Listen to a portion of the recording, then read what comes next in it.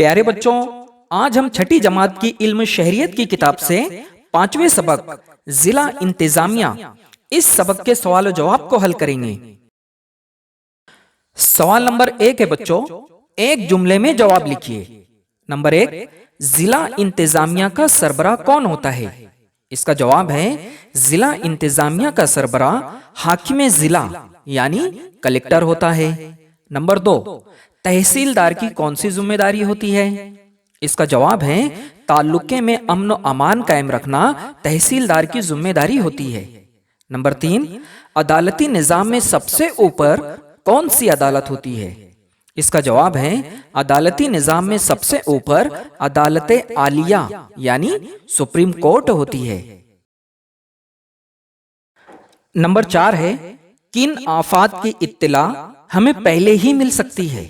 اس کا جواب ہے سیلاب اور طوفان جیسی قدرتی آفات کی اطلاع ہمیں پہلے ہی مل سکتی ہے۔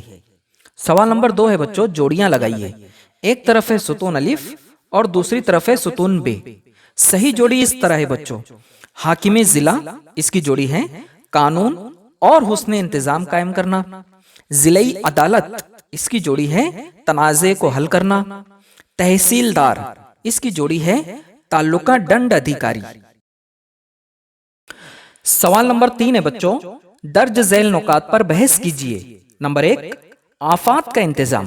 اس کا جواب ہے بچوں سیلاب، آگ، طوفان، بادل پھٹنا، اولا باری، زلزلہ، زمین کا دھسنا جیسی قدرتی آفات کے ساتھ ساتھ فسادات، بم دھماکہ، بند ٹوٹنا، وبائی امراض جیسی آفات سے جھوجنا پڑتا ہے۔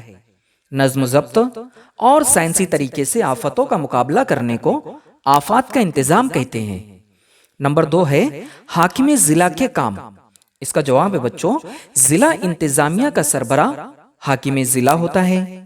حاکم ضلع کو کھیت کا لگان جمع کرنے سے لے کر ضلع میں قانون اور بہتر انتظام کرنے تک کئی کام انجام دینے پڑتے ہیں۔ یہ تھے بچوں علم شہریت کے 5ویں سبق ضلع انتظامیہ کے سوال و جواب۔ انشاءاللہ ہم جلد ملتے ہیں ایک نئے سبق کے ساتھ، تب تک کے لیے خدا حافظ۔